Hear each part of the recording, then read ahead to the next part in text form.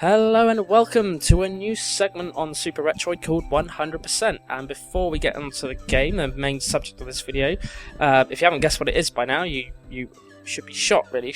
You should all know what this game is by just this screen alone. As you can see, I've deleted the three titles A, B and D. I've kept C just to show you that I have completed the game before with 70 stars.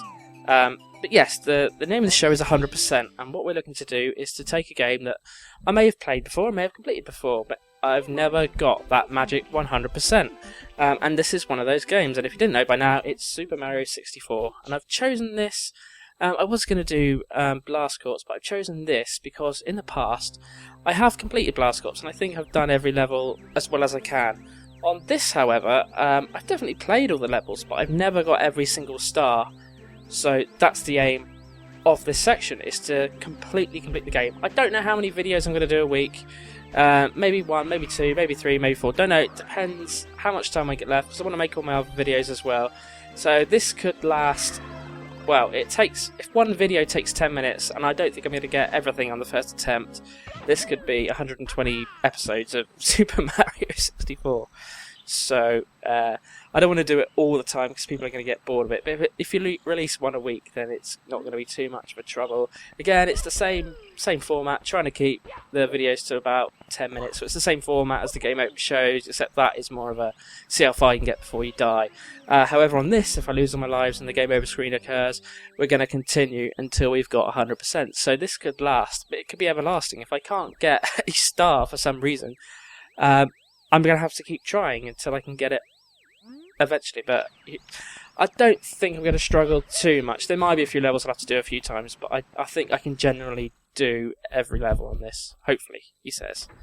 So anyway, if you know nothing about this game, if you've never seen Super Mario 64 before, I would suggest stop watching the video and go and play it, because it is an absolute classic. I don't think this is aging as well as it possibly could be. Mario, I think, looks a little bit weird. The design of him isn't as good as it is now. I think the way Mario looks in Super Mario Sunshine is 1,000 times better. But however, this is definitely the better game.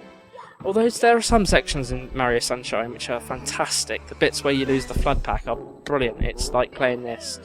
And definitely it's those bits in Galaxy as well. That game is fantastic. This, however, there's something just so joyous about this and makes me want to play it even more than any of the newer games. I think it's the whole hub system, the castle, and it's all quite neat and tidy, and there's loads of secrets and stuff. It just feels like a really awesome Mario game. I love Mario to bits. I love all those games. Probably my favourite ever game is Super Mario Bros. 3 on the NES. That game just blows my mind. The amount of stuff in that game is unbelievable. And the amount of secrets, and I just love it, and all the costumes are fantastic. The costumes in this are pretty good as well. We won't get onto them just yet until we find one. You have to talk to some of these characters.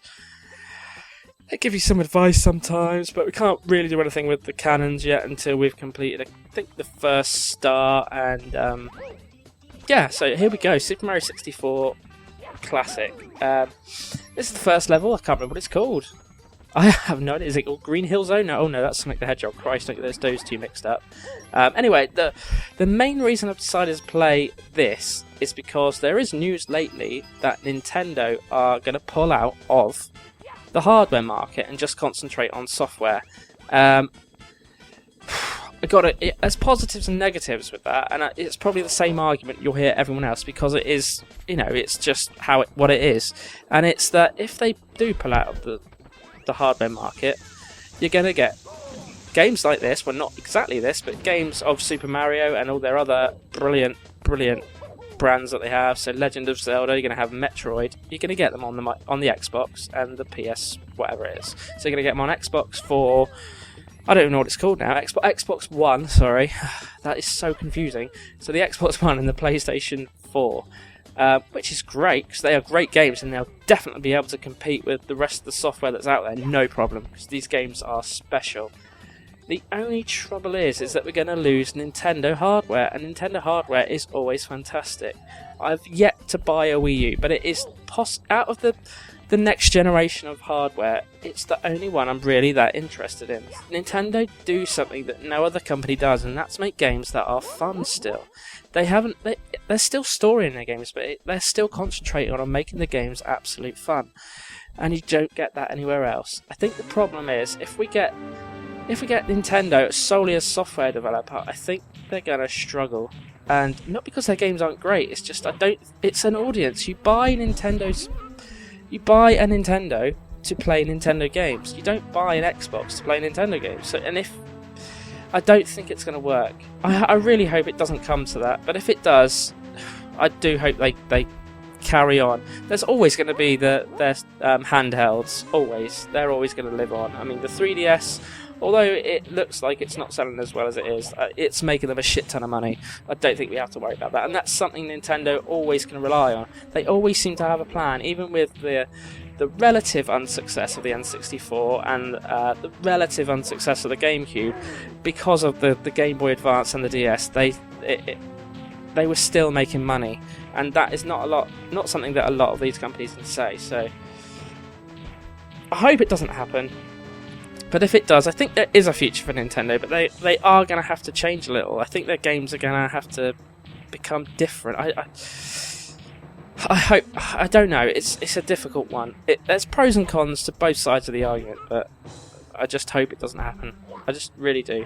What I'd like to see from Nintendo next, if they do carry on in the console market, is to stop doing what they've always done, which is trying to innovate. I know that sounds stupid. Yes, I want them to innovate. I want the next piece of hardware. I want to have the Wii functionality. I want them to have that, what's it called, the Wii U pad thing, whatever that's called, don't know.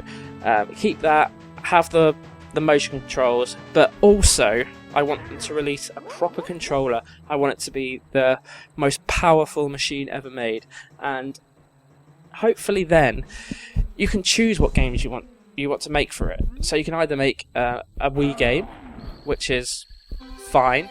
Those games will satisfy the casual market, no problem. But I also want to see, when you get games on the PlayStation 3 and the Xbox 360 at the moment, that's all they're on. You do get a Wii version, but it's never as good. It's like a watered-down version. What I want to see is that games that are released on the PS4 and the Xbox One are also released on the new Nintendo console. And with the Wii U, they won't. We're probably going to get a lot of ports of last-generation titles, which is fine, because a lot of those games are great, but I want Nintendo to be up there. I want Square to say Final Fantasy, we want that back on Nintendo, and we want it in Super HD, and we want to make it the biggest game ever. I don't like those games, but it's a system seller, I guess, still. And we want to see, obviously, Call of Duty, and we want to see Grand Theft Auto on Nintendo, and it's going to mean Nintendo is going to have to change, I think. If they're going to stay in the console market, they're going to have to change their ways. They're going to have to do something they probably don't want to do and go for the adult market. Because at the moment, their games are for adults. They're brilliant games. If you're an adult, you'll love them, but there's nothing of the 18 plus bracket, is there? Well, there's maybe the odd game, but there's you're never going to get Grand Theft Auto on until it. And it's a shame. I think that it would really benefit from having all those titles, and then we can keep the Nintendo games on a Nintendo.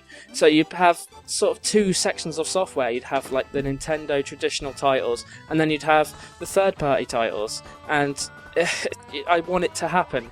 I want Nintendo to make a shit-ass, kick-ass, absolute beast of a console, the most powerful thing ever, and then just make the best hardware for it. Then people would only buy that. You're getting Nintendo games, and you're getting all the other games that you'd normally get anyway.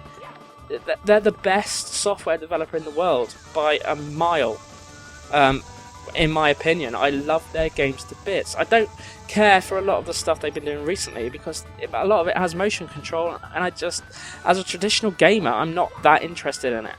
If it worked really well, then maybe, but until then. Anyway, that's my views on it, sort of. I'll probably talk about it more as time goes on, because it's a big issue. I hope it's only a rumour anyway. But this is the first episode of Super Mario. I don't know, I'm probably going to release a couple this week, just to get it started, and then after that I'm not sure. But I absolutely love this game. I love all the Mario games. This one is one of my favourites. I'd say this is probably third favourite Mario game, behind Mario Bros. 3, and I've got to say Super Mario World I absolutely love, just because Yoshi is just a revelation. It just fantastic. But anyway, thank you for watching this first video. There's plenty more Super Mario 64 to come.